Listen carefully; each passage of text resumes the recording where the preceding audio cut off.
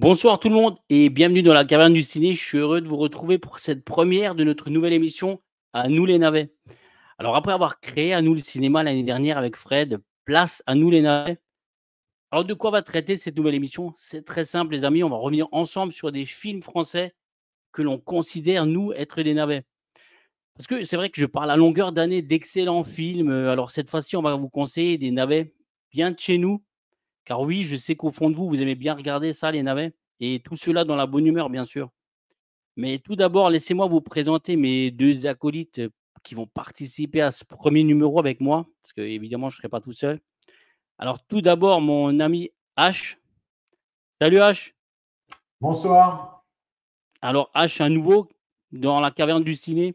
H qui est un abonné, qui est devenu un ami, mais H surtout qui partage en fait avec moi, l'amour, du cinéma français. Donc un vrai connaisseur du cinéma français qui va traiter avec nous des navets. H, tu vas bien? Bah, écoute, je vais très bien. Je te remercie de ton invitation. Ah, ça fait plaisir de te voir. Donc pas trop stressé pour la première. Je te dirai ça à la fin. Tu vas me dire? Ça marche. Bah, je te souhaite une bonne soirée H et j'espère que tu vas t'éclater avec nous. Bah, Mon écoute, deuxième invité, hein, bah, lui, c'est un vieux briscard, c'est un habitué de la caverne. Donc Cédric, alias tueur de rôdeurs.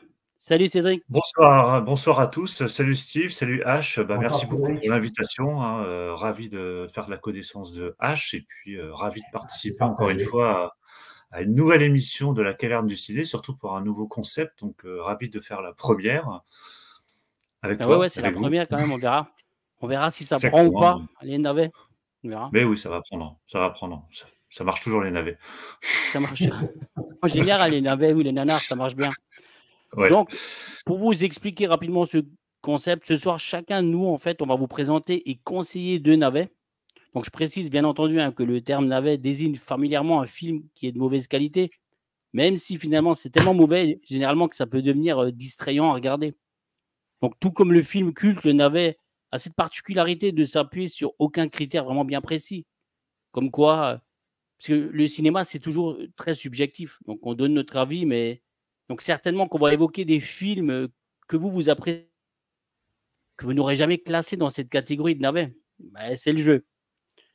Donc avant de Exactement. démarrer les mecs, j'avais une question pour vous. Quel est votre rapport en fait, avec les navets en général? Et vous aussi, dans le chat, dites-nous, quel est votre rapport avec ce genre de film? Cédric? Bah, en fait, les navets, c'est un peu comme les films cultes, c'est assez subjectif, hein, ça va être navet, pour certaines personnes, ça va être très bon pour d'autres et puis certains films qui étaient peut-être très bons à leur époque, dans leur jus à l'époque, sont devenus avec le temps des navets. Surtout pour les personnes qui vont les découvrir aujourd'hui et moi, pour les films que j'ai sélectionnés, dont on va parler, moi, c'est des films, pour le coup, que j'aime beaucoup, mais en étant objectif et conscient de ce que c'est, effectivement, ce ne sont pas des chefs-d'œuvre. Mais Non, on les loin de adore, là. voilà, Mmh. voilà, j'adore les voir, les revoir, j'ai grandi avec aussi, donc ça joue, je pense, beaucoup sur l'intérêt qu'on peut avoir pour le film.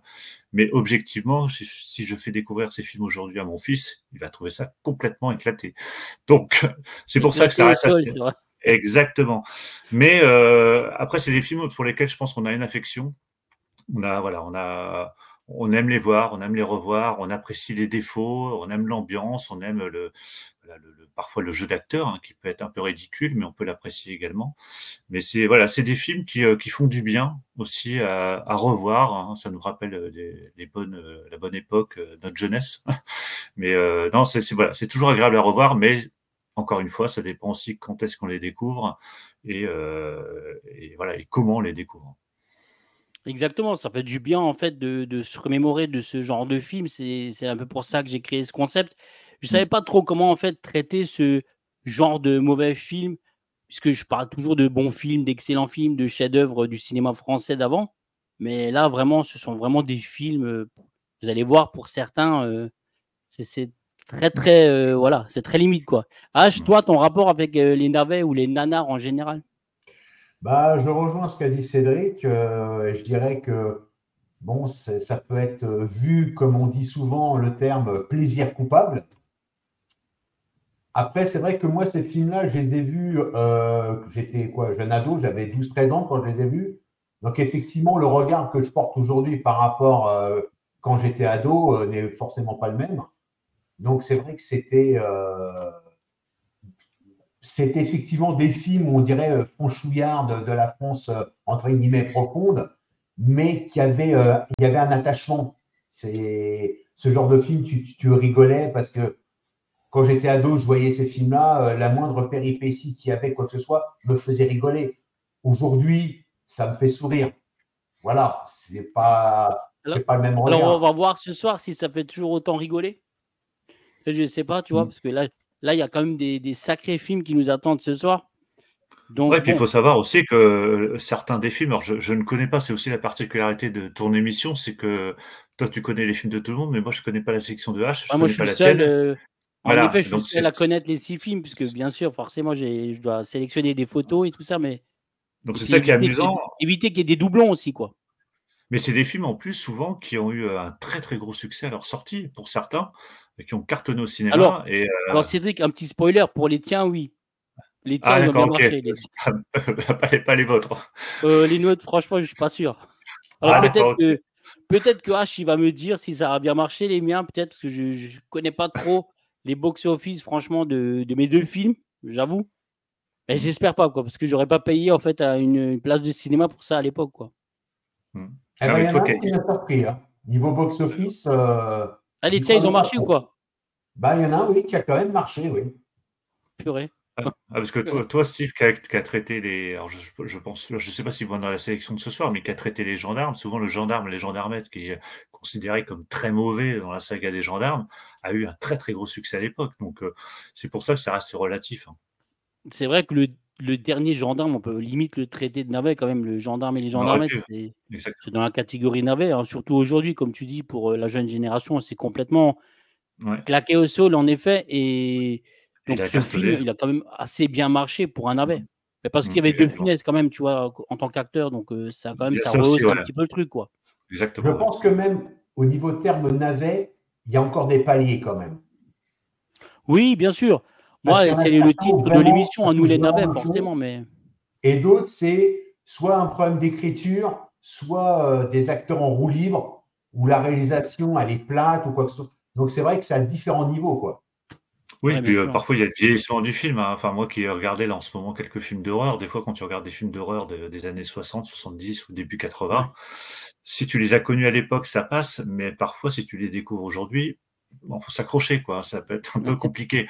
Et tu peux les considérer du coup comme des navets, alors que pas du tout, quoi. C'est parce que tu le découvres aujourd'hui et ça vieillit mal. Et ça un peu pareil avec les comédies, parce que tu as l'humour aussi qui change selon les générations. Et alors surtout dans les films peut-être dont on va parler ce soir, il y a de l'humour qui passait à l'époque, qui passerait peut-être plus aujourd'hui.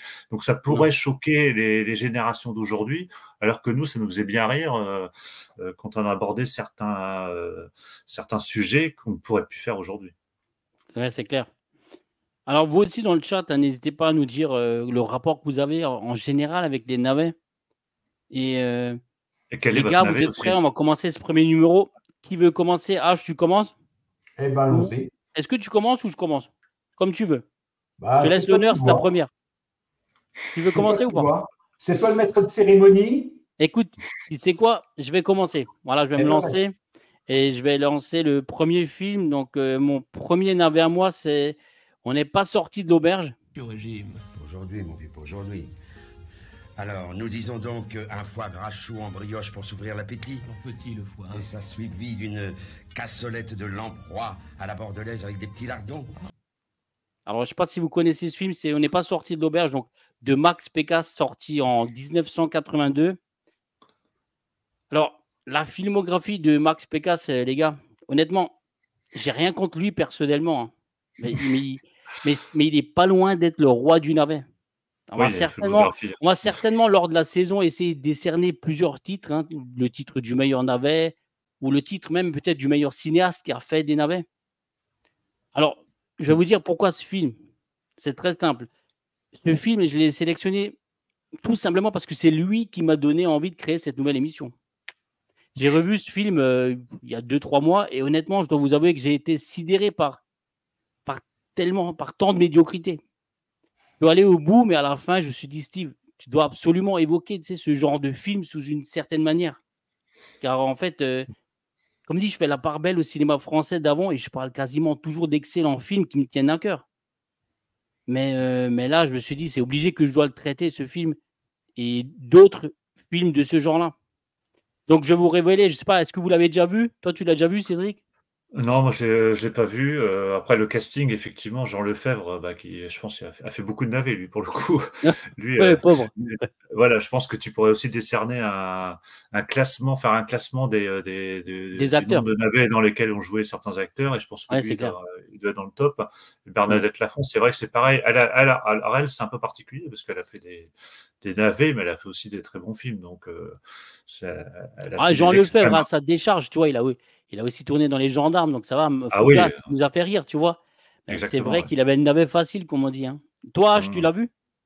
Oui, je l'ai vu il n'y a pas si longtemps d'ailleurs. Ah ben voilà. Mhm. Et donc on est d'accord que c'est un navet. On peut le classer dans le navet.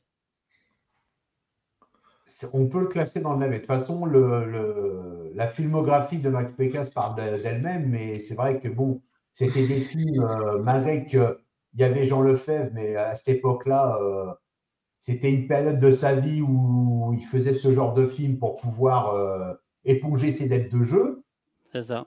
Voilà. Mais bon, mais comme je dis, ce qui est assez surprenant, c'est que autant là, il tourne avec PK, c'est que aussi il peut tourner avec d'autres réalisateurs où là, il est un peu mieux mis en valeur. Là, c'est vrai que dans ce film-là, c'est ce que je disais, il était complètement en roue libre. Et bon, ça partait dans tous les sens. Donc bon. Bah, c'est vrai qu'on le voit dans des très très bons films, par contre, tu vois. Alors, il était dans les Tonton Flingueur, tu Ouais. vois. Donc, voilà, il peut aussi faire les extrêmes, Ah oui, mais au c'est vrai début que de je sa pense. carrière, comme, il a fait ouais, Tonton Flingueur, il a aussi fait sauter la banque avec De Funès. Exactement, voilà. Il avait Donc, Oui, des ne nous passons pas aussi avec Lino Ventura, oui. ouais, il avait des bons rôles, ouais. il a fait les extrêmes, mais c'est vrai que peut-être qu'à un moment donné dans sa carrière, il a pris des rôles un peu à la chaîne, faciles, peut-être, qu'on Bah, lui là, on est en offrait. Et, 82, ouais, c'est clair. Alors bah, oui, je vais vous faire un petit résumé, les gars, de ce film, de ce magnifique film, hein. Donc l'histoire, elle est quand même assez simple. C'est 2 restaurateurs, donc Félix et Geneviève, donc interprétés, comme tu l'as dit, par Jean Lefebvre et Bernadette Lafont, qui décident de vendre leur auberge en Seine-et-Marne pour partir dans le sud de la France, lorsqu'un acheteur, en fait, potentiel se manifeste. Donc Félix décide d'impressionner l'hypothétique, acquéreur en engageant un comédien, donc joué, lui, par Georges Belair, hein. Georges Belair que l'on mmh. connaît pour plutôt en tant qu'animateur, hein, sur France 2. Ah, il Donc était dans Georges Belair, il va Moonraker vanter aussi. les mérites de son établissement, mais malheureusement pour Félix, la présence de son ancienne petite amie, les frasques du personnel de maison et puis les mœurs dissolues ne lui facilitent pas sa tâche, en fait, et surtout l'acheteur n'est pas celui qu'il prétend être. Alors Mmh. alors bon, dit comme ça, on se dit: «Attends Steve, on a déjà vu pire comme scénario», tu vois? C'est vrai. Mais il faut dire une chose, Max Pécasse avec ce film, il a vraiment cassé sa tirelire. Puisqu'il faut savoir que s'il s'agit de son film, qui a bénéficié du plus gros budget de sa carrière. On va dire que qu'on n'est pas sorti de l'auberge, c'est son avatar à lui, quoi. Tu vois? D'accord. Non, Ah oui. c'est vrai. Bon, ceux-là, alors elle est due au casting, hein, forcément, comme tu l'as dit, Jean Lefebvre, Pierre Doris, Georges Belair, que l'on connaît donc plus pour son rôle dans Moonraker Bah, c'est ce que je et dans disais, sa ouais. brillante Ouais. carrière d'animateur par la suite sur France 2. On a donc, Bernadette Lafont, on a Henri Guibet, on a également Tchiki Olgado et on a, Jackie Sardou. Jackie Oh là Sardou que l'on là, retrouve ici. magnifique, Donc, magnifique. il y a rien qu'à voir cette photo, on voit déjà, tu vois, le genre de film, quoi. Tu vois? Non, mais Ah, sérieux, Jackie Sardou, c'est vrai qu'elle était aussi dans Serpent à plumes avec Coluche. Enfin, elle a avec joué dans Coluche, pas ouais. mal de films, hein. Elle a joué dans Ouais. pas mal de films aussi, hein, Et effectivement. et et donc en fait, c'est et en fait, ce qu'il faut noter quand même, c'est il y a pas Galabru dans le film, hein. Lui qui avait le navet facile, comme on dit, hein, il savait pas dire non. Et il y a pas non plus le comédien Paul Prébois, qui devait jouer donc dans ce film, mais qui refusa finalement pour, jouer en tant que premier rôle dans un film Mon curé chez les nudistes. Donc, Ah, un oui, autre gros film. un grand Alors chef-d'œuvre encore. ouais, voilà. Alors que dire sur ce film? Franchement, ça ressemble un peu à un vaudeville, bien grave avec des porte-claques, des amants cachés dans le placard. Mmh. Et dès la première demi-heure du film, on sait à quoi s'attendre. Les personnages sont pas très intéressants, ni très sympathiques. Les gags, on les sent vraiment venir. En plus, ils sont vraiment, pas de grande qualité. Les acteurs jouent, je trouve, très mal. La mise en scène de Max Pécasse, elle est ce qu'elle est. C'est banal, tu vois? C'est lisse, mais le pire, Mmh. c'est que moi, j'ai quand même eu du mal vraiment à rire. Et les dialogues, c'est une catastrophe. Donc Mais l'auberge se remplit de personnages secondaires. Leur seule préoccupation, c'est se livrer à l'adultère. Du coup, on a le droit à une avalanche de quiproquos et de plans coquins. Franchement, je pense que l'équipe de tournage et les acteurs et Max Pécasse y compris ont dû bien plus s'amuser que nous, les spectateurs. Et j'imagine même pas les gens qui sont allés voir ce film en salle à l'époque. Franchement, je sais pas si vraiment ils ont rigolé, tu vois. Mais je suis content de ne pas l'avoir vu au cinéma quand même. et c'est vrai que c'est des films en plus qui sortaient en salle quand on y pense à l'époque. Mais Ah du ouais, coup, c'est ça. toi, est-ce que c'est un film que certes, tu décris les défauts, mais est-ce que c'est un film que tu aimes bien au final regarder ou pas du tout? C'est pas un film que tu revois? Alors, c'est un film que, voilà, pour les amateurs de navets, je vous le conseille grandement parce que c'est vraiment du haut niveau. Alors honnêtement, non, je vais pas le revoir, tu vois? Enfin, c'est pas vraiment un film que je vais Mm. revoir ou que j'aimerais avoir en support physique ou Bonjour Félix. Ça va? Formidable. Toujours fidèle à mon rythme? Hein, au moins avec ça, on se casse pas les dents. Vous êtes toujours drôle, vous dites donc. Hein? Oui. D'accord. c'est vraiment moi, je suis allé au bout, mais je trouve que c'est assez compliqué. Ça a vraiment très mal vieilli et je pense que même à l'époque, ce genre de film, c'était quand même, déjà considéré entre parenthèses comme une sorte de navet. Comme, l'a dit H avant, le réalisateur Max Pécasse, il est vraiment très connu pour ça, quoi. Pour avoir Bah, une c'était aussi, filmographie assez, ouais, moyenne. mais je pense qu'il avait son public, hein. Le fait que ce soit Max Pécasse, hein, des fois c'était je vais pas dire bankable, mais Ah ça donnait envie peut-être exactement, aux c'est vrai, gens. tu as raison. Ouais. Il avait ses aficionados qui, c'est le nouveau Pécasse, je vais comme le nouveau Je pense Gérard que Houry, le nouveau même dans le chat, il Coetzee, y a voilà. peut-être des gens qui aiment Max Pécasse, tu vois? Et qui vont Ah le bah oui, défendre, forcément. moi, C'est le moi but, je, hein, là, on est vraiment, moi je sais qu'il y a des fans, hein, quand ça sort en Blu-ray des Max Pécasse, il y en a qui se jettent dessus parce qu'ils sont contents de l'avoir en support donc physique. Ça fait partie Max du Pécasse, patrimoine un peu voilà. film français. Ah, d'accord. Mmh. Moi, je pense qu'aussi, il y avait, Jean Lefebvre aussi avait toujours un capital sympathie. Oui, bien Mm. sûr. Donc, il y avait quand même des gens qui allaient quand même se déplacer pour aller le voir quand même au cinéma parce que voilà, on savait dans quel film il avait joué, les tontons flingueurs, ne nous fâchons pas, etc. Et effectivement, ils se sont dit, bon, on va aller voir quand même. Oui, puis c'est des seconds rôles aussi qu'on voyait. Là, toi, Henri Guibé, pareil, il était dans Rabbi Jacob. En fait, c'est tous des acteurs qu'on a vus dans les films de Funès ou dans des grosses productions. Donc, les gens se rattachent peut-être aussi à ces personnages-là, ces physiques-là, ces gueules-là, qui Ouais, donnent c'est aussi ça. envie de les retrouver dans de nouvelles comédies, hein. C'est vrai que c'était un peu l'apogée aussi des comédies françaises à cette époque-là. Tu avais voilà, tous les Pierre Richard, les Coluche, les de Funès encore qui fonctionnaient bien. Donc, le fameux Georges Belair. Georges Belair, ouais. Ah, mais Magnifique. c'est ça. Comme dit le casting, en fait, pour ce film, comme dit, c'est le plus gros film en termes de budget pour Max Pécasse. Donc, Bah ouais. je, je- Ouais, donc c'est. est-ce que tu as le box-office éventuellement, non, de ce film ou Alors non, pas du tout. pas du tout, Je ne d'accord. sais pas du tout combien il a fait au box-office, celui-là. Ah, si Ouais, s'il y a c'est JB dans le chat, il va nous donner les box-office, hein, il le fait ah, souvent s'il y a sur les quelqu'un lives dans le chez moi. je sais pas trop. En fait, c'est difficile à trouver en fait ce genre de box-office pour ce genre Ouais, de c'est vrai. film. Ouais, à Euh, l'époque, je vous c'était avoue en plutôt fait que le. j'ai cherché quand même pour le film, pour la préparation de l'émission, mais je l'ai pas trouvé. Donc, si Ouais, c'est quelqu'un vrai. là, il pourra nous le donner. Ouais. Parce que là, ouais, voilà, et comme dit, il y avait des gars comme Henri Guibet. Henri Donc, Guibert, voilà, ouais, c'était c'est quand ça. même un casting assez correct, mais franchement, je trouve que je sais même pas Max Pécasse, je sais même pas si vraiment il est connu pour bien diriger ses acteurs ou si c'était vraiment les mecs qui étaient que en roue libre, quoi. Bah, je pense que les gens connaissent le nom Max Pécasse, mais si tu leur demandes de citer un film ou deux, parfois les titres sont tellement aussi Similaire, improbables.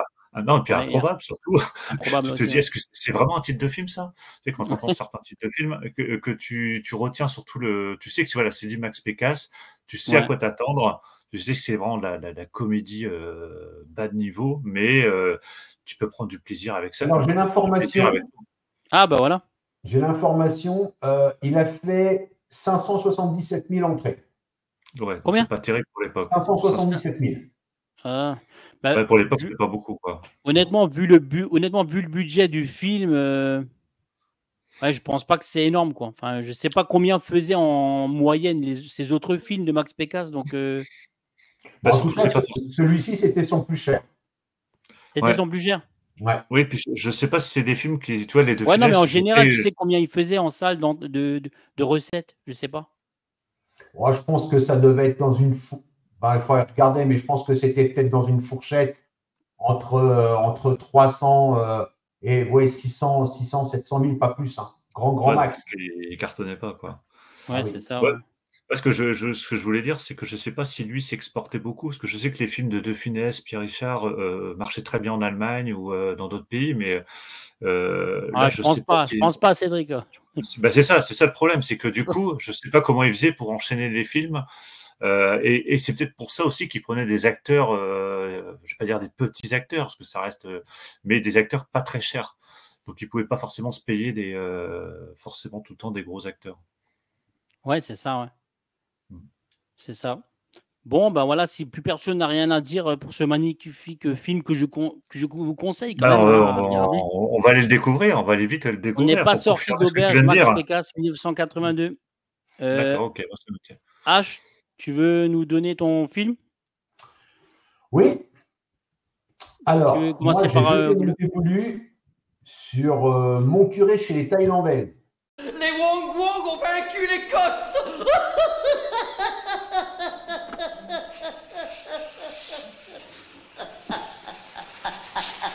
Ah ben voilà, pas beau ça. Voilà. Magnifique. Quand tu vois cette affiche, elle attire le regard. Elle attire le regard, ouais. Bah, C'est c'est une sûr. affiche un peu façon L'Homme de Rio ou les films Oui. américains, tu sais. Ça rappelle un petit peu cette époque-là, quoi. Voilà, les Jack Burton ou tu sais, les films où tu vois plein de décors, d'actions sur l'affiche. Avec plein de C'est vrai qu'elle est, couleurs, tu elle est vois un pas peu mal les l'affiche, c'est péripéties vrai. qu'il peut y avoir dans le film. Ouais. Alors, c'est vrai que. C'est un film de 1983 réalisé par Robert Thomas, qui était à la base un acteur, qui était auteur de théâtre. Et d'ailleurs, il est devenu célèbre avec une de ses pièces de théâtre qui était Piège pour un seul homme, dont d'ailleurs Hitchcock lui-même était intéressé d'acheter les droits. Il avait donc rencontré Robert Thomas pour pouvoir récupérer les droits.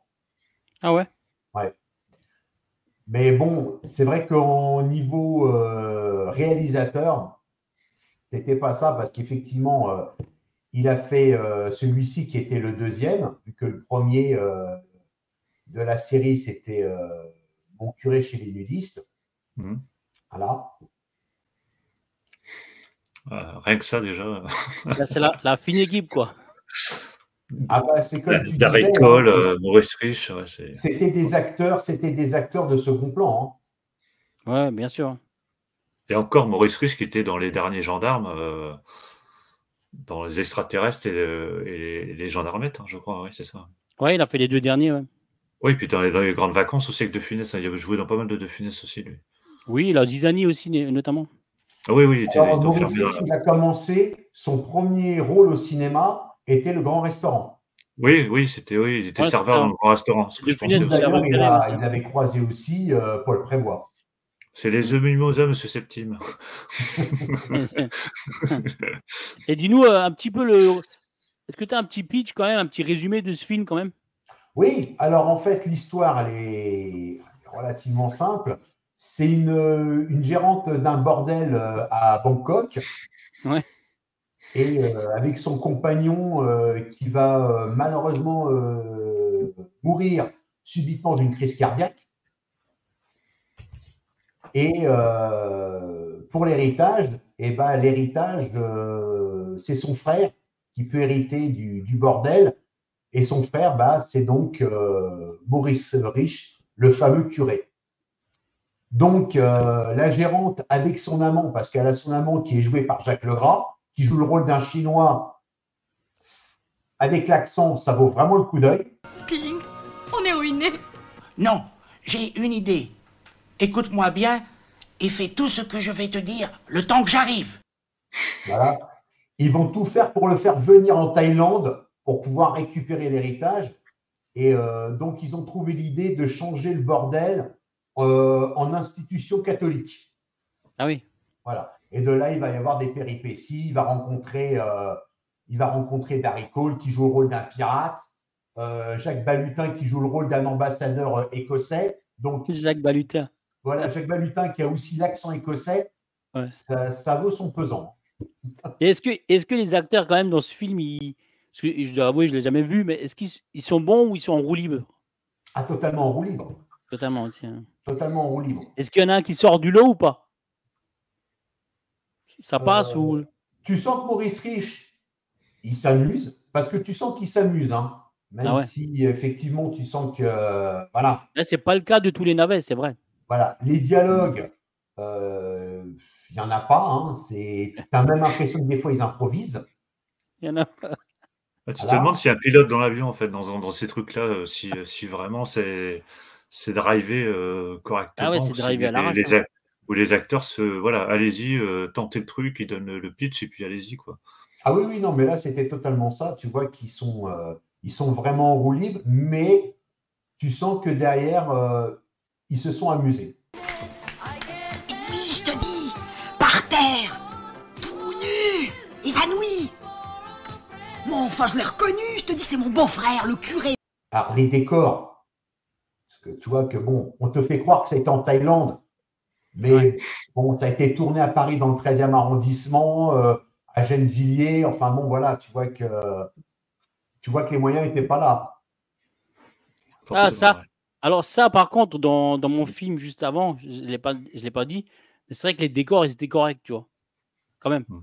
S'il y avait un point fort dont on n'est pas sorti d'auberge, c'était les décors, quand même. Oui, bah, c'est vrai qu'il y avait le côté, c'était vraiment la campagne. Là, on essaye vraiment de te faire croire que, mais à aucun moment, tu vois, puis tu as vraiment des impressions que des fois, ça a été tourné au fond d'un garage. Ouais. Ah ben, vous avez des économies jusqu'au bout. Hein. Par contre, à noter aussi quand même qu'il a tourné pour de grands réalisateurs. Il a quand même tourné dans le dernier métro de Truffaut. Il a tourné dans Le beau-père de Bertrand Blier, avec Patrick Devers. Il a tourné aussi avec Maurice Pialat. Donc, il a eu quand même des rôles assez quand même sympas. Ouais, des rôles significatifs, ouais, bien sûr. Ouais. Bon, après, il a joué un autre rôle qui l'a un peu marqué aussi, qui est en 85, qui était Gros dégueulasse. Le Gros dégueulasse. Principal, qui était ouais, sympa le titre aussi, ouais. Ah, c'est clair, ça donne envie.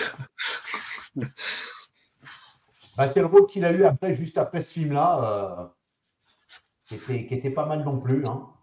Ouais, parce qu'après, il va faire les gendarmes extraterrestres et gendarmettes, hein, il va les enchaîner. Ah oui, il va les enchaîner, oui.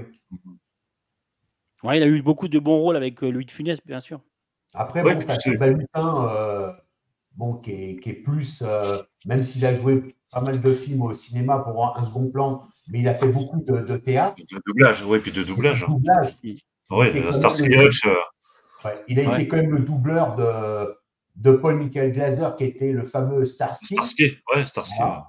Et puis là, il était en roue libre aussi avec. Dans les Disney aussi, Merlin l'Enchanteur, Robin des Bois, enfin, etc. Donc, non, il a eu une belle carrière. En tout cas, dans le chat, dites-nous si vous avez déjà vu mon curé chez les Thaïlandais, c'est ça? Ouais. Et Cédric, je te sens passionné, là. Je sens que tu vas regarder ce film-là. Non, je suis curieux. Mais tu vois, ces films-là, je les connais de nom, mais je ne les ai pas vus à l'époque. Ouais, moi, c'est pareil. Je connais de nom. Ouais.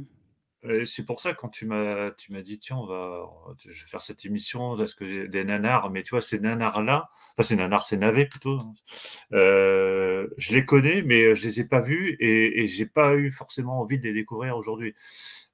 C'est pour ça que, et puis encore une fois, hein, c'est navet, pour qui, pourquoi, voilà. Là, c'est objectif, hein. De toute façon, on est objectif sur le fait que le film n'est pas forcément bon, mais on peut avoir une affection pour le film, quoi. Ouais, c'est ça. Mais c'est vrai que là, on a quand même choisi déjà 2 films au départ là. Voilà. Moi, ça va être un chef-d'œuvre après, moi, pour le coup. Moi, ça va être un chef-d'œuvre. Moi, ça va être un chef-d'œuvre à côté.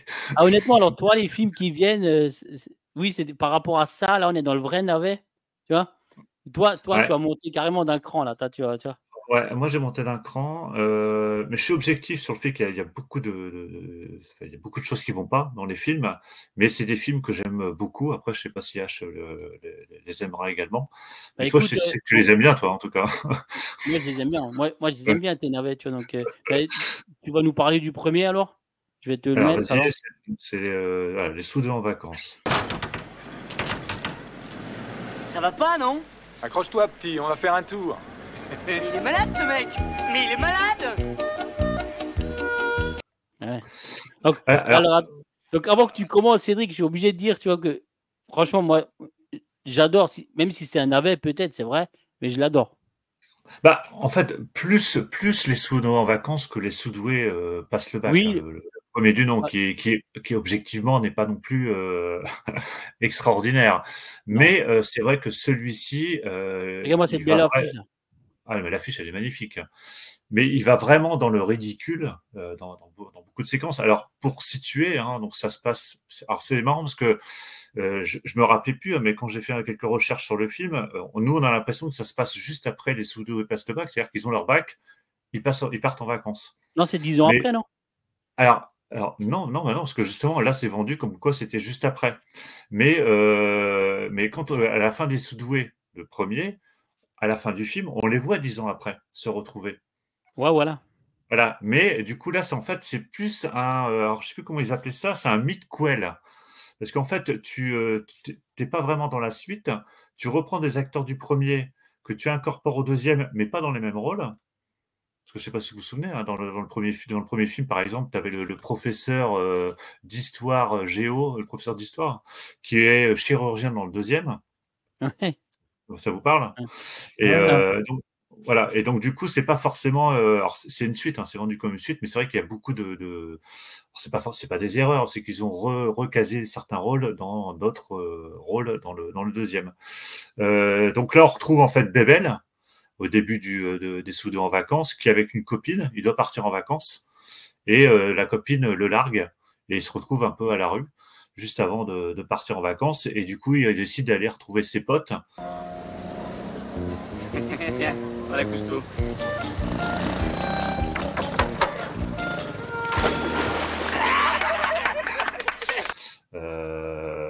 Pour partir en vacances et aller retrouver. Alors oui, parce qu'entre deux, il a eu une autre copine qui est Grace de Capitani, qui lui fait aussi un.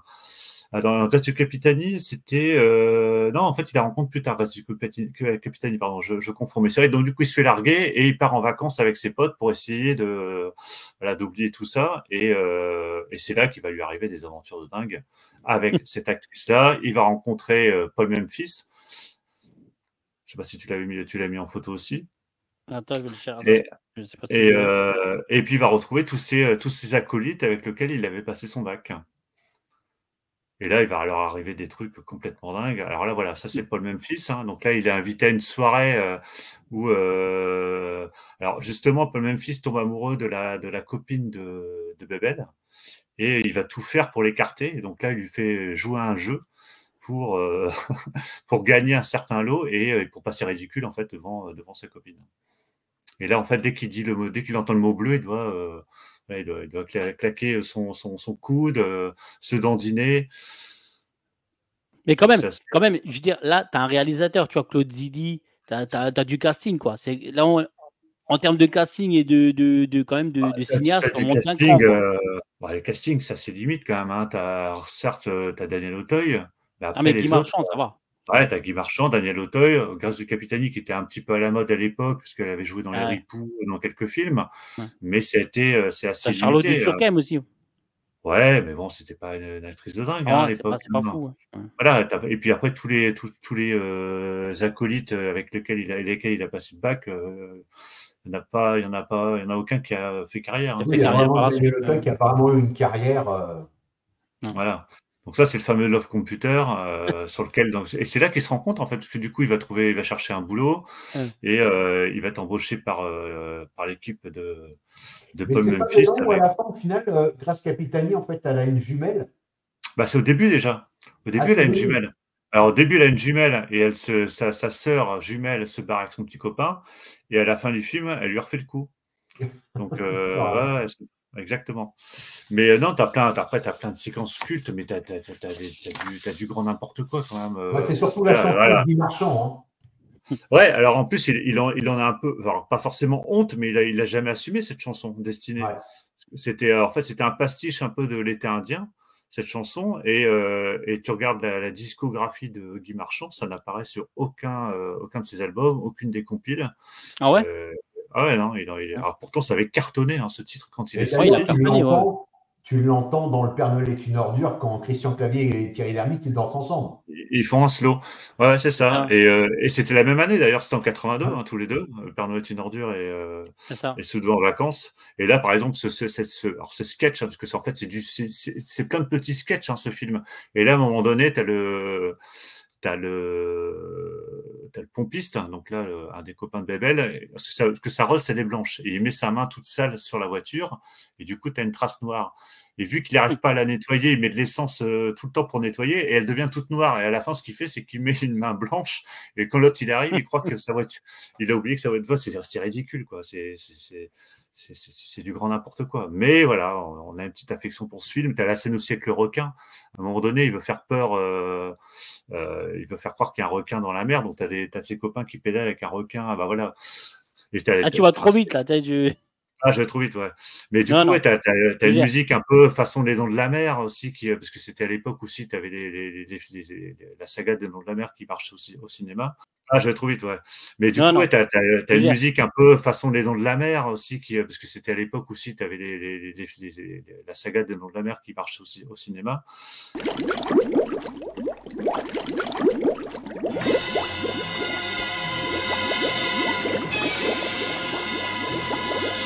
Donc c'est d'un ridicule. Tu les vois à un moment donné pédaler dans la... Parce qu'il y a un vrai requin qui arrive à un moment donné. Donc du coup, ils sortent de l'eau, ils paniquent, ils partent sur la route avec leur requin comme ça. Et puis ils hurlent comme ça dans la rue, il y a un requin, il y a un requin. Enfin, tu vois, Chef, un requin. Il y a un requin derrière! Cassez-vous, il y a un requin! Qu'est-ce qu'on fait? Il y a des grosses bêtises quand même dans ce film. T'as la scène aussi, je sais pas si tu l'as mis, avec leur copain qui se blesse la jambe, et t'as le chirurgien qui coupe au fur et à mesure pour essayer d'égaliser, et à la fin, il se retrouve sur les, sur les genoux. Voilà, c'est ça. Il se retrouve sur les genoux, il n'y a plus de jambes. Ouais, donc c'est... Non, c'est pas pour me vanter, docteur, mais maintenant, il me semble quand même que c'est celle-là qui est un poil plus courte que celle-là. J'en ai marre. Je ne veux plus me faire opérer par ce maniaque. Mais bon, si j'en ai marre! Mais bon, voilà, après, tu as une petite affection pour ce film. Mais c'est vrai que par rapport au premier... Il y a quand même beaucoup de gars qui sont marrants. Enfin, tu vois, ça fait quand même... Mais c'est marrant parce que... Oui, mais comme je disais tout à l'heure, c'est marrant. Pourquoi? Parce qu'on les a découverts à l'époque. Mais aujourd'hui, tu fais découvrir ça à quelqu'un. Est-ce qu'il trouve ça drôle? Tu vois? Non mais c'est vrai, c'est toujours ceux qui ne foutent rien qui se permettent de critiquer. Moi quand j'opère, savez-vous ce qu'il fait? Je vous le donne en mille. Il dort, hein. Quand je travaille, il dort. Et après, monsieur se permet de critiquer mon boulot. Ouais, je sais pas. Voilà, mais après... Il arriverait plus facilement quand même à sourire, même s'il va trouver ça, que par exemple, quand tu regardes Mon curé chez les Thaïlandaises. Non, mais là clairement, on est quand même... C'est quand même au-dessus, là, quand c'est même. sûr. Ouais, là, on est quand même... On est au-dessus, effectivement, mais c'est vrai que, objectivement, voilà, tu sais, quand il se fait opérer, il ouvre la bouche, et là, il met sa cigarette, tu sais... Il y a plein de... À un moment donné, il se déguise, il y a les copains qui se déguisent en filles. Enfin, tu vois très bien que c'est pas... Enfin, c'est du gros gag qui tâche, quoi, un petit peu. Ouais. Mais bon, voilà, c'était la comédie un peu franchouillarde de l'époque qui nous plaisait, parce que ça reste... En fait, en même temps, c'est 82 comme les deux films que tu as présentés juste avant. Hein. Après, en plus, je sais pas, mais je dis peut-être une bêtise, mais ça marchait pas mal, ça, au cinéma, quand même, non? Oui, ça marchait pas mal. Hein. Ouais, ça faisait pas mal de quelques millions d'entrées. Je sais bon, plus. quand même, il a quand même une filmographie. Il a fait quand même des gros succès quand même au cinéma, que ce soit Les Ripoux, L'aile ou la cuisse, les Fous du Stade, je crois, avec les Charlots. Banzai avec Coluche. Banzai, donc il a eu des gros succès. Donc bon, à la différence de Max Pécasse ou Robert Thomas, bon. Mais après, en termes de notoriété, je suis pas sûr que tu vois que les gens aujourd'hui se souviennent de Claude Zidi plus que Max Pécasse. Tu vois, quand même un peu. Quand tu as fait la zizanie, la cuisse, quand tu as dirigé De Funès et Coluche, tu vois, quand même, c'est quand même autre chose, quoi. Et en termes de box-office, ses premiers films avec les Charlots, ça marchait bien. Bah, c'est pareil, les Charlots, tu vois, on aurait presque pu aussi les mettre comme des navets, tu vois, le Grand Ah Bazar, bah, tout ça va ça, venir, tu sais, il y aura des c'est émissions de gauche, il y voilà, aura une émission de droite. mais j'ai hésité avec le Grand Bazar, tu vois, mais c'est vrai que le Grand Bazar, j'ai aussi vu il y a pas très longtemps, mais c'est pareil, en fait, c'est du gag sur gag sur gag sur gag. Alors, tu en as Ouais. certains qui fonctionnent, qui sont drôles, tu en as qui sont Un un peu enchaînement de grossiers. gags, ouais.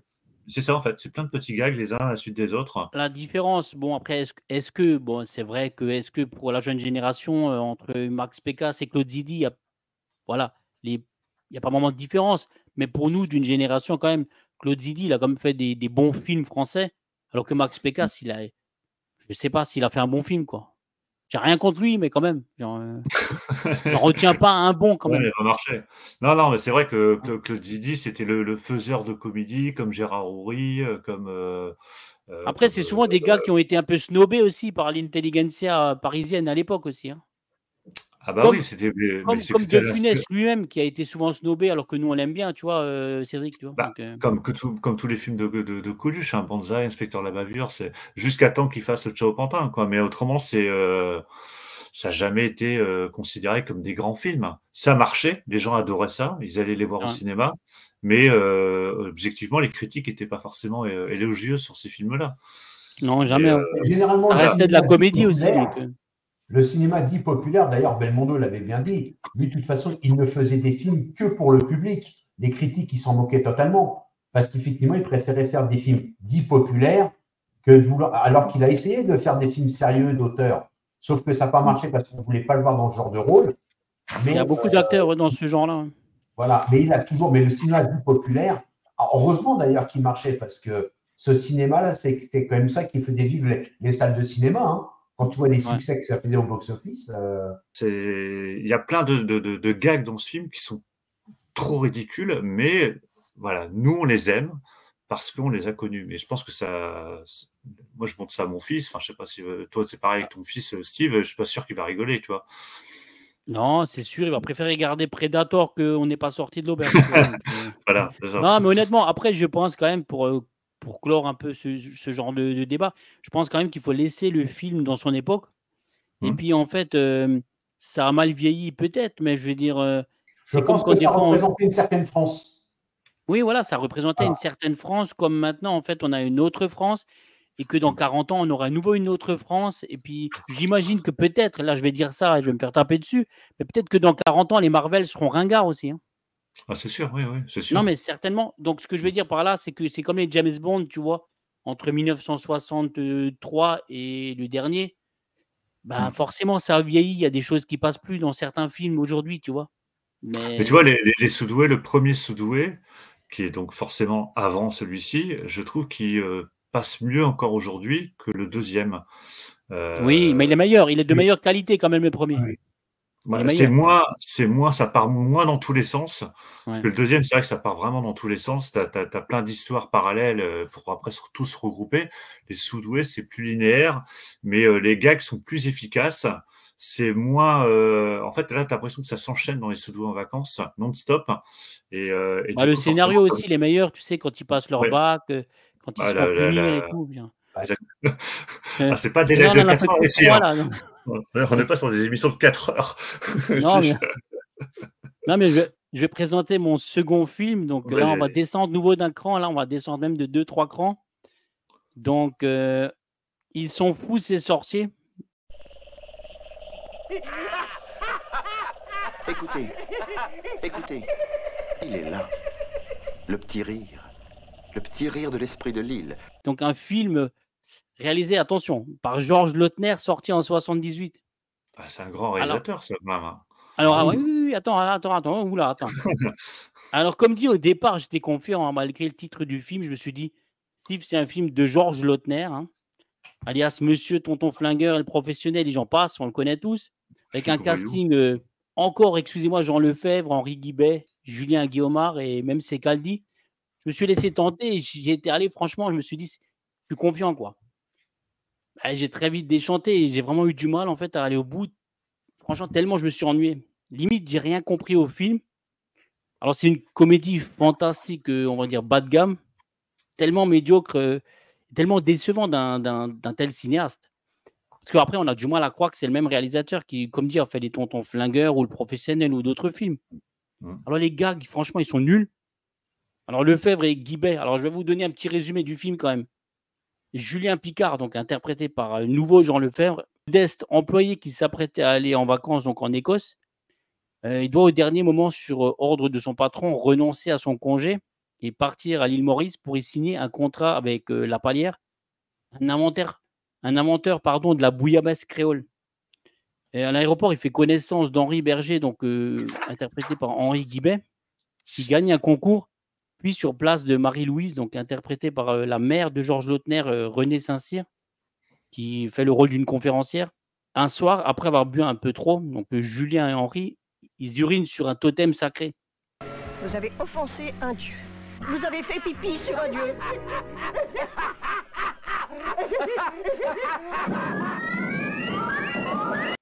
Donc le sorcier, pour les punir, il leur jette un sort et leur vie va devenir dès lors un cauchemar.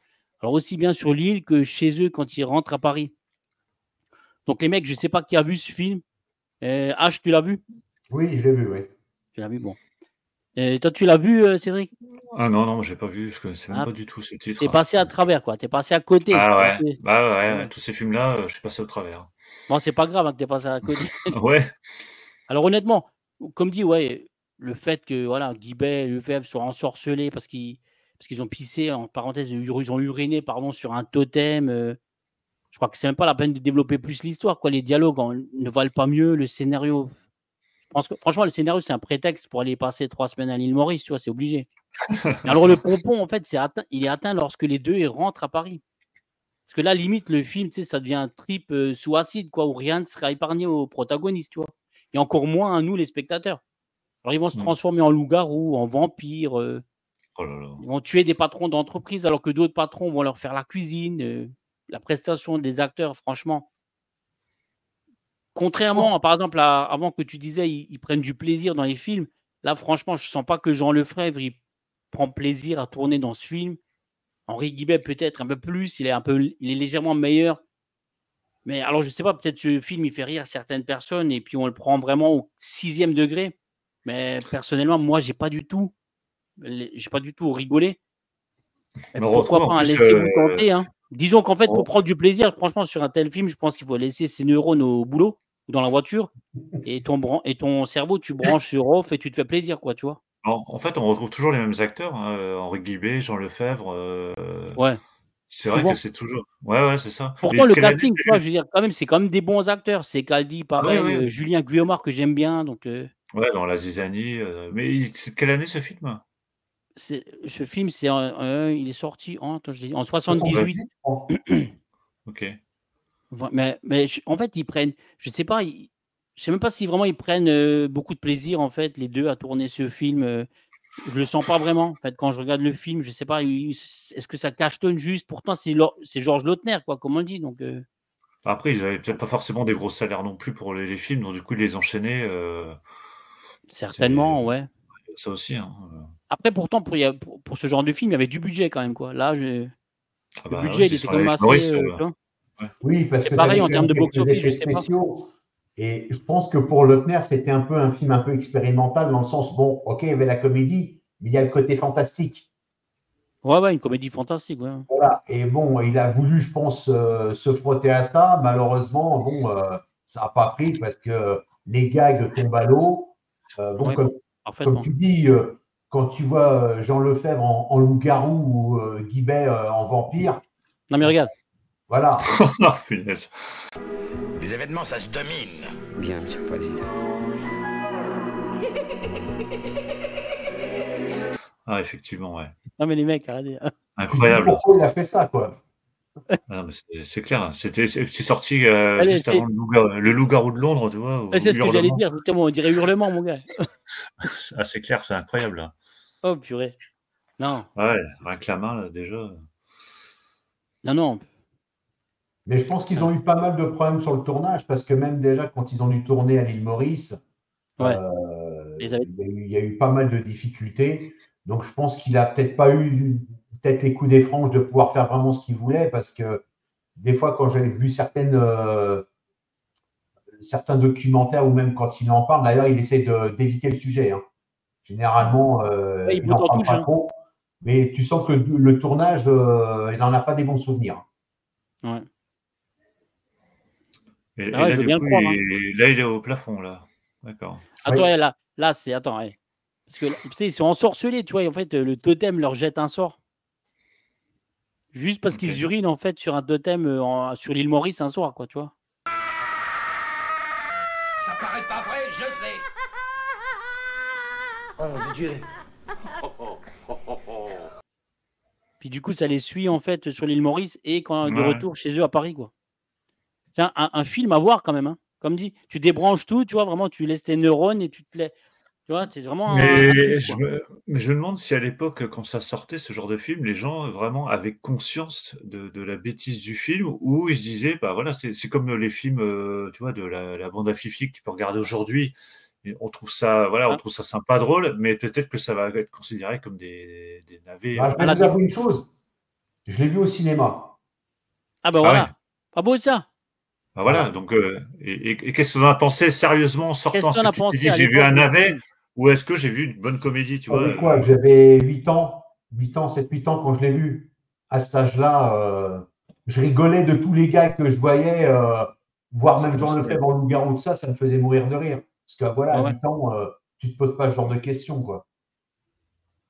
Moi, Mais pour moi, est-ce que quand j'étais le t'es... voir, j'avais passé, toi, voilà, 1 heure et demie à rigoler, je trouvais ça drôle. Mais bon, Mais les adultes qui voyaient ça, comment ils le considéraient, le film? Est-ce qu'ils trouvaient vraiment que c'était un navet, ou ils trouvaient ça plutôt pas mal? Parce que c'est ça, en fait, bah, faut imaginer quand tu vois le Bah, film à il n'a pas l'époque. eu un de bonnes navet, critiques, hein, dans la presse quand même. un navet, je dirais peut-être pas que toi, c'était peut-être considéré comme un navet par rapport à d'autres films qui pouvaient sortir, comme on a pu là dire Mm. à ces périodes-là. Parce que bon, tu avais quand même des acteurs, que ce soit bon, Guibet, Guillaumard, Lefebvre, puis surtout réalisé par Georges Lautner, hein, parce qu'il réalisera, quoi, je crois, 2 ans plus tard, Le Professionnel. Donc, c'était pas un navet, c'était pas un bon film. Voilà. Oui, parce que de toute façon, même les films de Coluche, ils étaient démontés à l'époque, hein, Ah oui, oui, donc, oui. tu Ouais, vois, Cédric, même les films de Funès, ils étaient pour régulièrement certains, oui. démontés par la critique, quoi. Oui, oui, Non, oui, pas- oui, à part les Gérard Horry peut-être, mais c'est vrai que les Claude Zidi, dès qu'il Oui, la à loue part la les oui, ouais. cuisse, ouais, mais la loue la cuisse, tu vois, de Claude Zidi, la Zizanie, tu vois que c'est déjà un niveau en dessous, hein, donc ça, c'est pas des navets, mais c'était déjà de la comédie un peu plus standard, comme le film que j'ai présenté avant, donc. Bah, c'est surtout que quand tu regardes la carrière de Lautner, tu te demandes vraiment qu'est-ce qui s'est passé quand tu vois. Bon, moi, en tant qu'enfant, quand je l'ai vu, je rigolais, je ne savais pas qui était Lautner, quoi que ce soit. Mais c'est vrai qu'après, des années bien plus tard, c'est vrai que tu te poses la question de te dire, mais qu'est-ce qui s'est passé? Comment Ah, Lautner mais a pu atterrir là-dedans, quoi, et faire ça? je Ouais, pense que franchement, ouais, comment il a pu valider en fait un tel scénario quand même? Mais je pense que les réalisateurs aussi à l'époque, ils étaient moins aussi ancrés dans un style de film. Ils changeaient, ils passaient du coq à l'âne, ils passaient de la comédie au film d'action, policier. Tu vois, comme tout à l'heure, hein, c'est pareil. Même les acteurs, ils arrivaient, que ce soit en cinéma français ou américain. Hein. On parlait du Loup-garou de Londres, John Landis qui faisait de la comédie, qui faisait du film d'horreur, et c'est pour ça que Georges Lautner, c'est peut-être la même chose aussi. Il fait le professionnel qui a un film policier comédie, parce qu'il y a quand même beaucoup de comédie dedans avec Belmondo. Donc c'est pareil, il passe du coq à l'âne, tu vois. Donc, Mais en fait, ouais, c'est moi ce qui me. En fait, c'est pas ça qui me gêne, tu vois, c'est le fait de passer de la comédie à un policier, un thriller, quoi. C'est vraiment la qualité même du film, quoi. Que ce soit ah ouais, ouais, les effets Parce que, spéciaux, tout mis ça. à part les décors en décor naturel sur l'île Maurice, tu vois, Mm. et puis le casting qui compose quand même, qui est composé comme d'acteurs sérieux, de bons. Je veux dire, Mm. Julien Guillaumard, Secaldi, même Guibet et tout. Voilà, c'est des gars en parenthèse sûrs, mais ils ont quand même fait pas mal de navets, quoi. Je veux dire, Bah, ils ont eu souvent peut-être 2-3 bons rôles. Après, ça dépend. Les gens le font, il y en a quand même eu quelques bien ouais, bons. il a une filmographie beaucoup plus large, ouais. Henri Guibet, à part Rabbi Jacob, vraiment, où il a vraiment été bien exposé. Je ne sais pas si on l'a revu dans des grands films après. Donc, Ah, si, il a joué dans On aura tout vu de Georges Lautner avec Pierre ah oui, Richard. ah oui, c'est Il a vrai. aussi, Ouais. il a aussi dans joué. Flic Story avec Alain Delon, où il Mais- jouait le rôle d'un flic qui était quand même à contre-emploi de ce qu'il faisait avant. Donc non, il a eu quand même quelques rôles intéressants. Ouais, je l'ai vu récemment dans un film avec Delon. Là. C'est quoi le film donc du coup Ouais, c'est Flick Story. Ouais. Ah, C'est d'accord. Flick Story, voilà. Franchement, foncez dans le chat. Ils sont Ça donne fous, envie. ces sorciers. Film de Georges Lautner, quand même. H, ton second navet, je vais mettre voilà l'affiche. Oh purée.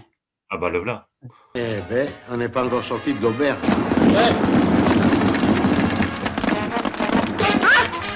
Un poil. Voilà. Notre ami Le Paul. sang sacré. Mon curé chez les nudistes, sorti en 1982, avec toujours le même réalisateur, et puis notre cher Paul Prébois en rôle principal. Et ouais, on voit bien son nom c'était sur son l'affiche, premier là, tu rôle vois. principal. Robert Thierry, Paul Prébois. Donc en Mais fait, 82, mais c'est dingue, tout est 82 quasiment en fait, j'ai l'impression. Il y en a beaucoup. ouais, c'est vrai, 82. on n'a même pas fait attention, mais c'est vrai Non, qu'on non, est dans ouais. les années fin 70, début 80. Ouais. Ouais. Et donc, comme Donc, je le disais, film, H avant, c'était le premier de la série. H, comme je disais avant, je vais te couper, après je te laisse la parole. Paul Prébois, il a refusé en fait de tourner dans On n'est pas sorti de l'auberge pour faire ce film en rôle principal. Exactement. Bah oui, parce que là, il avait le rôle principal. Donc, c'est ça. C'était quand même plus intéressant. D'ailleurs, il aura le deuxième rôle, le premier rôle principal aussi dans le Facteur de Saint-Tropez aussi, qui était un peu le même genre de comédie. Hein. Mais bon, voilà, il a voulu s'essayer à ça. Et puis, bon, bah, ça reste exactement. Mais, pour ma part, c'est quand même un poil au-dessus de celui avec Maurice Rich, quand même. Ah ouais? Ouais. Bah, déjà, les décors, vu que c'est tourné dans le sud, donc ça doit être tourné pas très, très loin, je pense, de Marseille. Donc, toi, tu as des criques, tu as la plage, tu as quand même des décors. À la différence d'être dans les tours à Paris 13e et tourner à Gennevilliers, voilà. C'est quand même autre chose. Et donc, du coup, l'histoire, c'est quoi? Il y a un enquêteur qui vient dans un village parce que il y a un curé qui a un succès pas possible. Et il se demande, donc l'évêque de la région se demande pourquoi. Donc, il envoie un enquêteur au village qui est désert. Parce qu'en fait, tout le monde est à l'église, il y a même les gens qui font la queue pour savoir qu'est-ce qui se passe concrètement. Et quand lui, il arrive à rentrer, à pénétrer dans l'église, donc Paul Prébois qui est en train de prêcher la bonne parole, et en fait, il va mimer les animaux de l'Arche de Noé.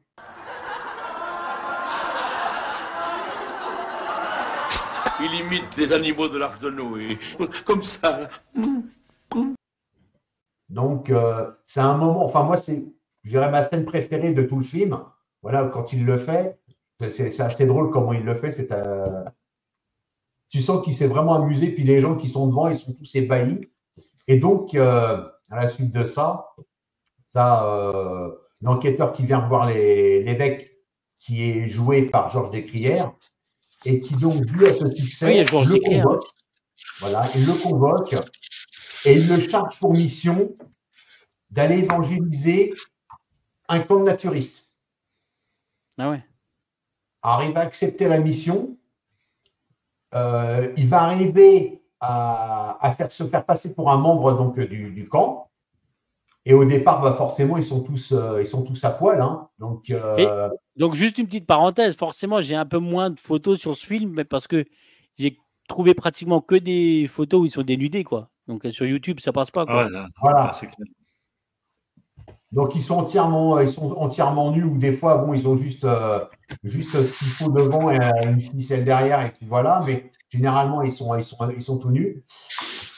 Et donc lui, comme au départ, il va pas accepter de se mettre tout nu, on va lui prêter une salopette marquée rodage dessus, le temps qu'il s'y fasse pour qu'il arrive à se mettre tout nu, tu vois. Et puis de là, il va avoir des péripéties avec d'autres, dont d'ailleurs, là, tu as Marc Dejonge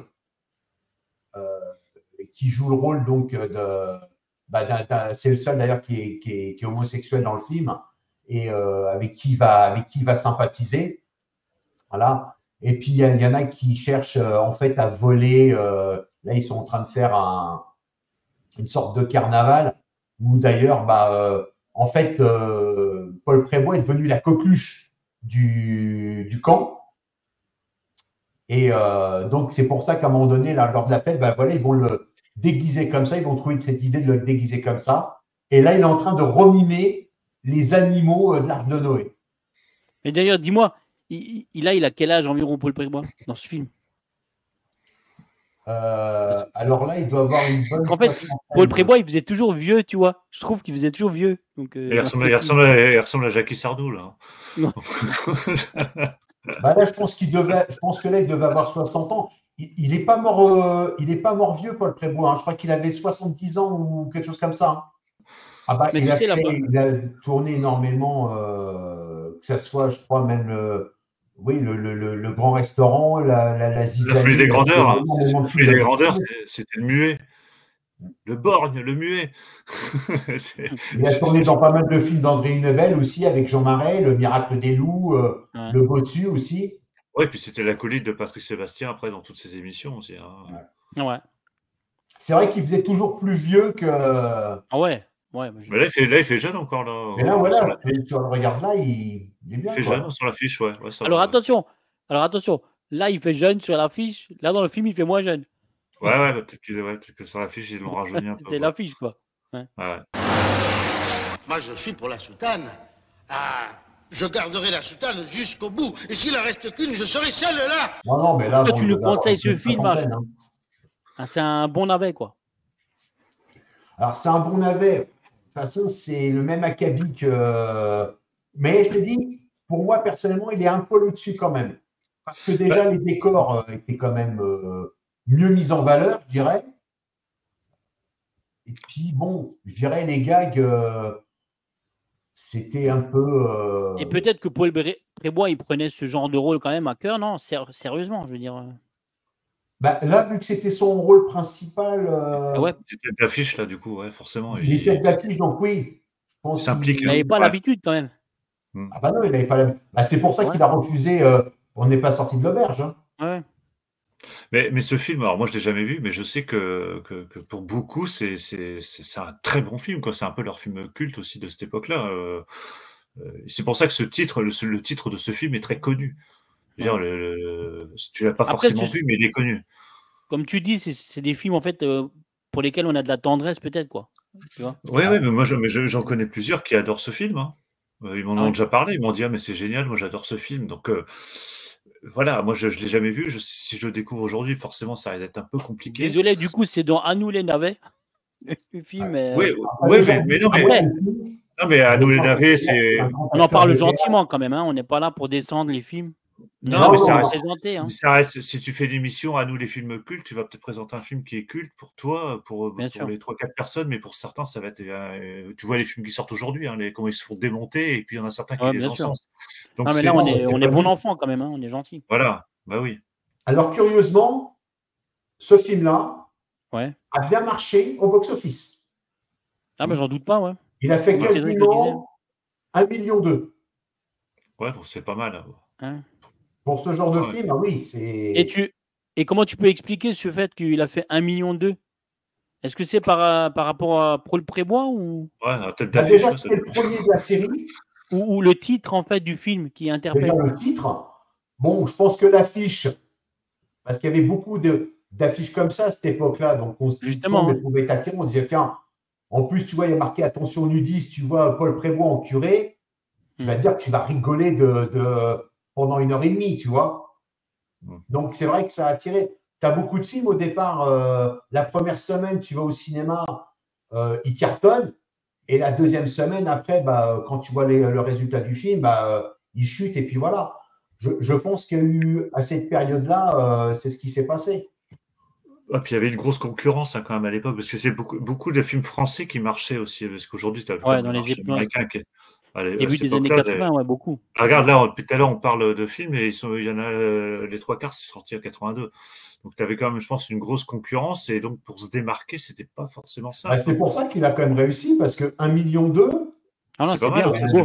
c'est pas Ah oui, mal. il doit être dans le top 50 de l'année 82, quoi. Oui, oui, Ouais, oui. dès que tu dépasses 1 million, je pense, ouais. Bah, surtout que l'année 82, parce qu'on en avait parlé, bah, tu étais là, Steve, hein, c'était une énorme Non, année j'étais au pas encore là. cinéma.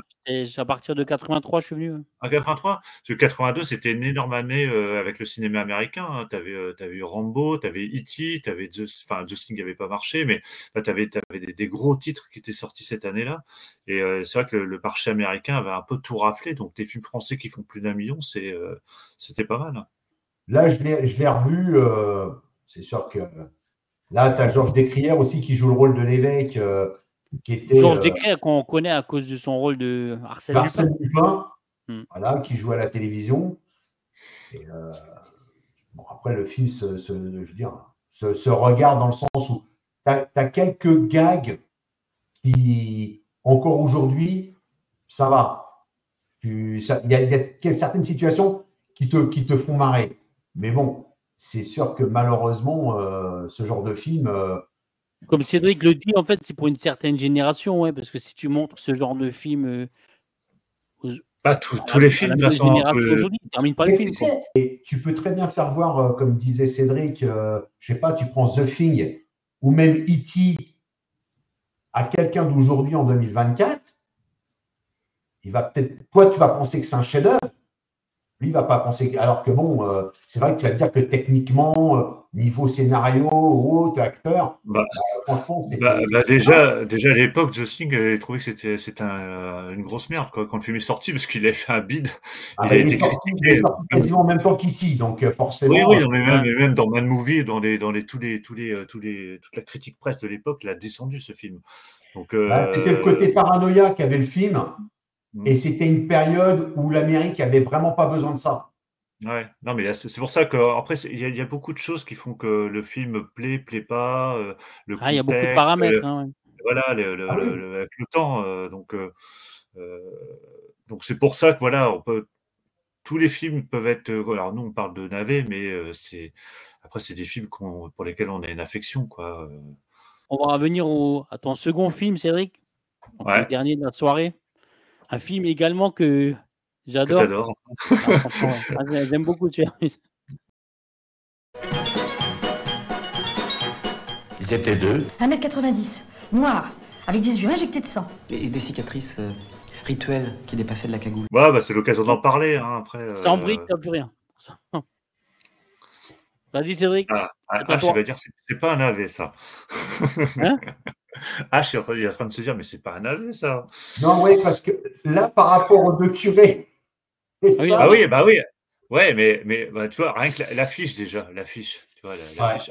Alors, tu vois, ça, je regrette, parce que sur les Blu-ray qui sortent aujourd'hui, tu vois, l'affiche n'est pas reprise. Ça, je suis un peu déçu. Tu vois, ils mettent des affiches un peu merdiques. Après, c'est déjà bien que ça arrive en Blu-ray. Ouais, là, l'affiche que je mets, je pense que c'est l'original quand même, non?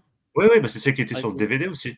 Mais là, sur les Blu-ray Studio Canal qui sortent, ils nous foutent des. D'ailleurs, l'affiche, on voit bien les anciens billets de 500 francs, quoi, nous qui avons connu les francs. Exactement, ouais, c'est ça. Le beau billet de 500. Donc là, pour Sans briques, t'as plus rien. Pour ceux qui n'auraient pas vu dans le chat, c'est un film d'Edouard Molinaro. Donc, qui avait fait aussi un film il avait fait Hibernatus, je crois. Ouais, Oscar aussi, je crois. Il avait fait pas mal de films avec De Funès. Il avait fait La Cage aux folles, donc il a fait quand même des grosses comédies. L'emmerdeur. Voilà. Ce qu'il faut noter quand même, on a parlé de Georges Lautner, de Claude Zidi et quand même d'Edouard Molinaro. Ouais, c'est clair. C'est des cinéastes, des grands réalisateurs qui se sont adonnés à la comédie un peu potache. Ils sont capables de passer du film un peu plus sérieux à la comédie. Donc là, ce film, bon, vous connaissez, hein, mais bon, il y a Daniel Auteuil, Gérard Jugnot, donc c'est je sais plus lequel est Paul et lequel est Sam. Sam, je crois que c'est Gérard Jugnot, et Paul, ça doit être Daniel Auteuil. Sam, c'est Daniel Auteuil et Paul, c'est Gérard Jugnot. Oh, je sais plus. Enfin bon, bref, ils vivent ensemble, ils sont colocs. Il y en a un qui est au chômage, c'est Jugnot. L'autre, il est serrurier. Il se fait virer au tout début du film, et ils se retrouvent tous les deux un peu dans la merde parce qu'ils peuvent plus payer leurs factures, ils vont se faire foutre dehors. Et à cette époque-là, enfin à ce moment-là, il y a beaucoup de braquages de banque. Donc ça passe à la télé, enfin c'est assez médiatisé, et ils se disent bah tiens allez, on va aller braquer une banque. Donc là il y a tout toute une partie où ils font les repérages. Donc là, c'est assez rigolo parce que ils tombent sur des banques où tu as des genre derrière eux, il y a un gros commissariat de police. Enfin bon, c'est assez. Ou alors il y a des gros balaises derrière les comptoirs. Et là, ils vont choisir de braquer cette banque-là. On retrouve notamment donc il y a Anémone. On retrouve des gueules en fait qu'on voyait dans pas mal de films. Alors je sais plus comment il s'appelle, celui tout à droite. Alors Castaldi, ouais, là Castaldi, c'était il est assez rigolo dans ce film. Il joue le rôle d'un garde du corps qui va s'évanouir à la moindre, voilà, dès qu'il voit une goutte de sang, une arme à feu, il va s'évanouir. Et voilà, ils vont braquer la banque avec des armes en plastique qui vont piquer à des gamins, enfin dans un magasin de jouets, ils vont piquer des armes en plastique. Et il y a tout l'image que tu m'as montré au début, il y a tout leur entraînement. Parce qu'ils vont s'entraîner à aller braquer la banque. Voilà, cette partie-là. Là, ils sont seuls, en fait. Ils sont seuls. Ah bah oui, ils sont seuls. Ouais, en fait, ils s'entraînent à ouvrir la porte. Et il y a Darry Cole, en plus, qui arrive. Ils croient qu'ils sont vraiment en train de braquer un appartement. Toi, tu fermes la porte et tu restes devant. C'est pas compliqué, merde. Pas de panique, c'est un lope. Pourquoi tu dis pas de panique? Pour pas qu'ils s'affolent. Donc, il les met en jeu avec une vraie arme. Enfin, bon, il y a pas mal de scènes complètement drôles. Mais c'est vrai que quand ils sont dans la séquence du braquage, c'est complètement ridicule parce qu'ils sont avec des armes en plastique.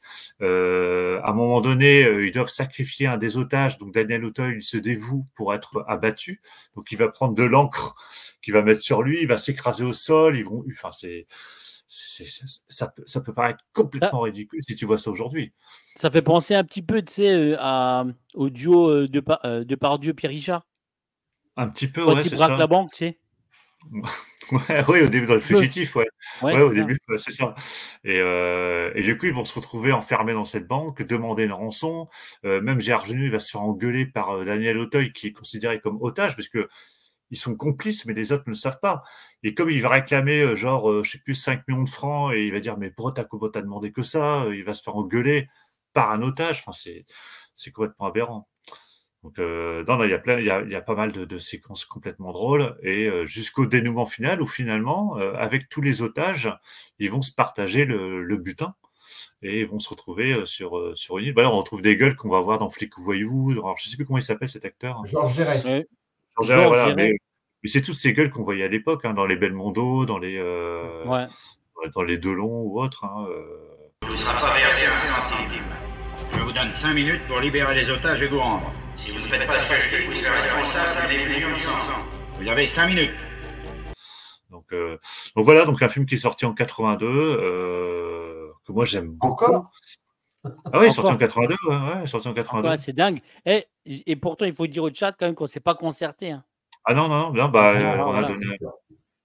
on a donné nos titres et non, moi j'aime vraiment beaucoup ce film. Il m'a fait énormément rire à l'époque. Avec mon frère, je me souviens, on se l'est passé le moment où il s'entraînait pour braquer, quand il dit face au mur et pas de panique, là, quand il hurle dans l'immeuble et qu'il y a Darry Cole qui arrive, on était pété de rire. Et là, c'est à la fin du film quand ils sont parce qu'en fait, avec l'argent, ils s'achètent un hôtel, donc ils se mettent à divers postes dans l'hôtel.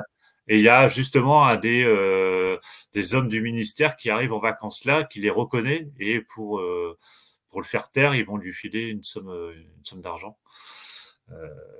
Donc voilà, et puis tu as Gérard Jugnot. En fait, c'était l'époque aussi où tu avais Gérard Jugnot, Michel Blanc, Christian Clavier qui commençaient à jouer un petit peu en solo et qui sortaient de l'équipe du Splendide après Les Bronzés.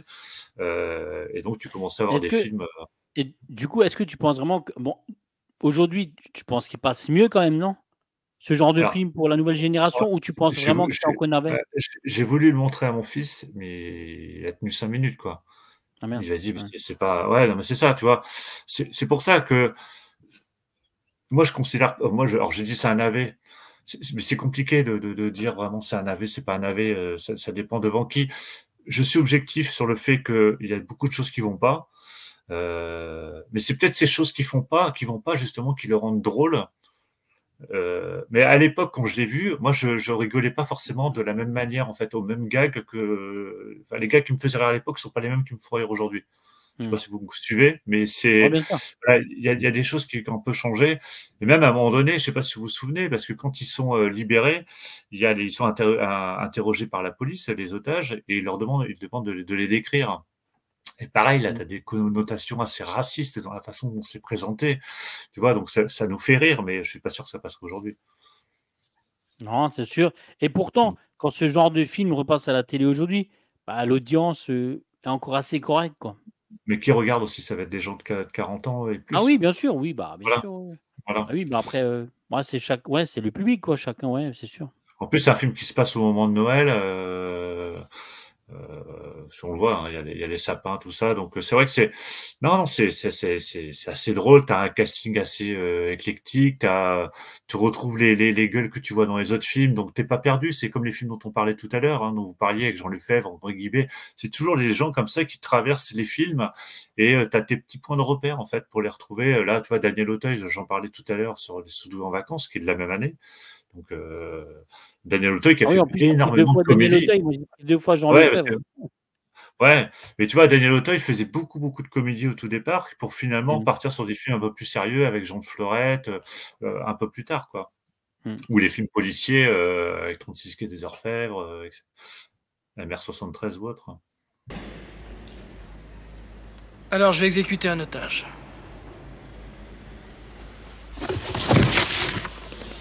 Mais tirer sur lui n'aura pas mal.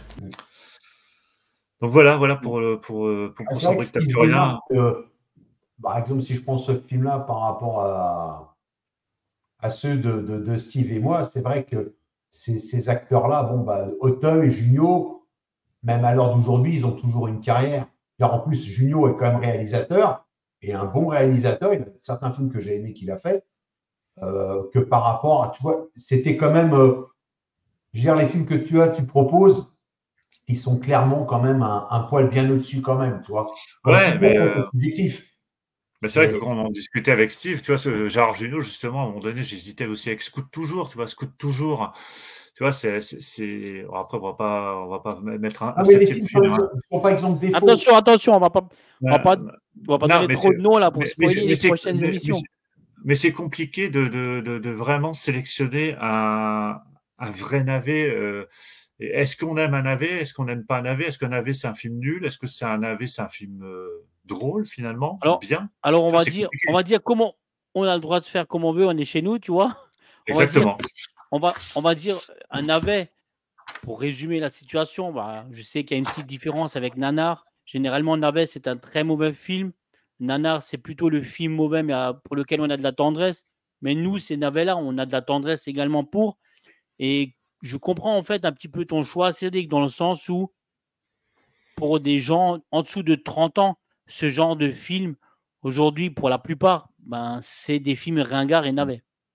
Non, puis après, oui, puis de toute façon, ton émission permet de faire découvrir, parce que je suis sûr que certains. Mais c'est plutôt ça, en fait, c'est faire découvrir aussi ce genre de film, oui. Voilà, même pour son brick. Ce genre de film où je ne vais pas me prendre le temps de faire une vidéo pendant 20 heures de 15 minutes sur ce genre de film. On est quand même en dessous de Marche à l'ombre, quoi, tu vois.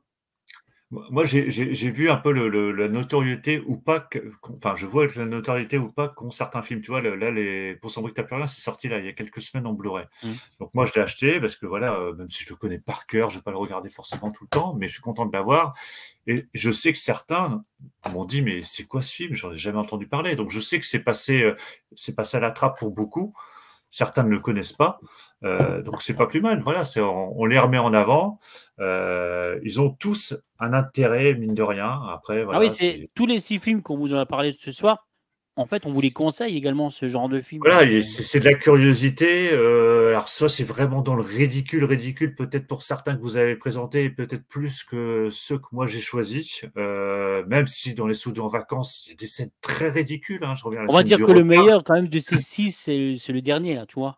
Oui, parce que celui-ci, tu as une certaine tendresse aussi, parce que tu as un côté, parce que tu as un affect. C'est des gens qui se retrouvent SDF, qui perdent leur boulot. Donc, tu as des sujets assez sérieux. Le scénario est un peu meilleur aussi. Mais voilà. Les films qu'on a montrés là, ils méritent d'être vus au moins une fois. Il faut au moins les voir au moins une fois pour se faire vraiment une idée de ce qu'il pouvait y avoir de mieux en comédie française à cette époque-là, qui était La Chèvre, Les Compères, enfin ce genre de film. Et des films qui pouvaient être les pires, comme il pouvait y avoir avec le mais c'est intéressant de les regarder quand même, de voir ces différences qu'il pouvait y avoir. ça offre, en fait, ça offre sur ma chaîne une fenêtre pour ce genre de film et on les évoque avec plaisir. Et Oui, puis, parce que mine de rien, parce que même si vous trouvez ce film bien, je crois qu'aucune chaîne va faire un focus, va traiter ce film, tu vois, vraiment en focus sur sa chaîne.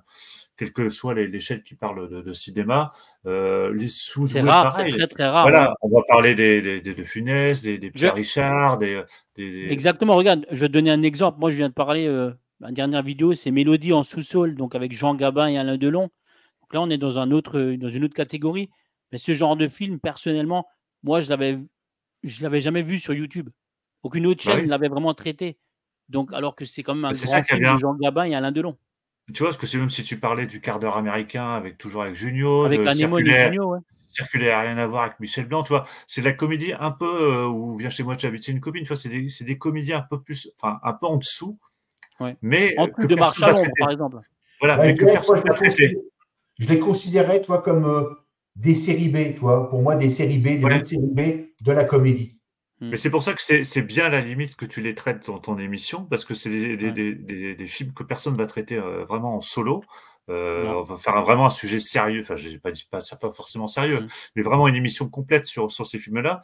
Donc c'est bien de traiter ces films un peu en dessous, qui soient vraiment très en dessous, comme certains que vous avez choisis, ou un peu plus au-dessus, comme Comme ceux dit, que j'ai choisis. vous avez bien Mais- vu qu'en fait, on les traite avec de la bienveillance, avec tendresse, quoi. On n'est pas là pour cracher sur leur enfant. Et l'avantage, c'est que tu auras un choix énorme de films, donc ton émission peut durer des années. C'est ça qui est intéressant, quoi, pour toi. C'est ça, c'est ça. Bon, les La gars, seule on est arrivé chose au bout, hein. C'est qu'au niveau des navets, tu as plusieurs paliers. C'est ça. Et Ouais, là, bien on sûr. en a eu un bon exemple. De Avec toute manière, c'est différents subjectif, tout ça, ouais. Voilà, et comme ça, si tu veux qu'un jour je revienne avec 2 autres navets qui sont les miens, eh ben, je reviendrai. Voilà.